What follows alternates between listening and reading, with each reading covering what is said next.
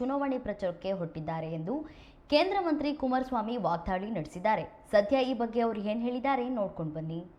ಕಾಂಗ್ರೆಸ್ ಪಕ್ಷದ ಅಭ್ಯರ್ಥಿಗಳ ಪರವಾಗಿ ರಾಜ್ಯದ ಎಲ್ಲಾ ಮಂತ್ರಿಗಳನ್ನ ಈ ಚುನಾವಣೆಯ ಪ್ರಚಾರಕ್ಕೆ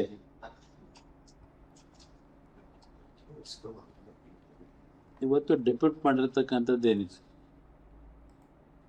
ಬೆಂಗಳೂರು ನಗರದ ವಿಧಾನಸೌಧ ಸಂಪೂರ್ಣ ಖಾಲಿ ಇದೆ.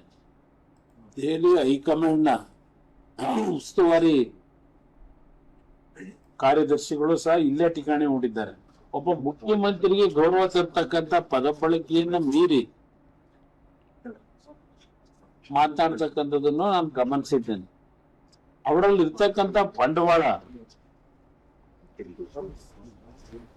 ಈ 5 ಗ್ಯಾರಂಟಿಗಳ ಬಂಡವಾಳವನ್ನ ಹೊರತುಪಡಿಸಿ ಈ ಕಳೆದ 3 ವರ್ಷದಲ್ಲಿ ಯಾವುದೇ ಸಾಧನೆಗಳಾಗಿಲ್ಲ ಅಂತಕ್ಕಂಥದ್ದು ನನ್ನ ಅಭಿಪ್ರಾಯ. ಕಾಂಗ್ರೆಸ್ ಪಕ್ಷದ ಅಭ್ಯರ್ಥಿಗಳ ಪರವಾಗಿ ರಾಜ್ಯದ ಎಲ್ಲಾ ಮಂತ್ರಿಗಳನ್ನ ಈ ಚುನಾವಣೆಯ ಪ್ರಚಾರಕ್ಕೆ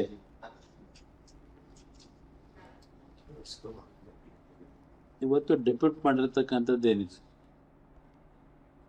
ಬೆಂಗಳೂರು ನಗರದ ವಿಧಾನಸೌಧ ಸಂಪೂರ್ಣ ಖಾಲಿ ಇದೆ. ದೆಹಲಿ ಹೈಕಮಾಂಡ್ನ ಉಸ್ತುವಾರಿ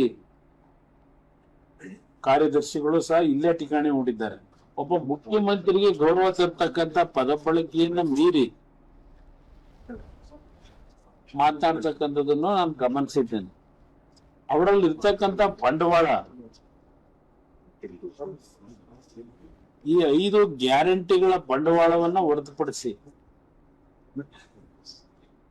ಈ ಕಳೆದ 3 ವರ್ಷದಲ್ಲಿ ಯಾವುದೇ ಸಾಧನೆಗಳಾಗಿಲ್ಲ ಅಂತಕ್ಕಂಥದ್ದು ನನ್ನ ಅಭಿಪ್ರಾಯ. ಕಾಂಗ್ರೆಸ್ ಪಕ್ಷದ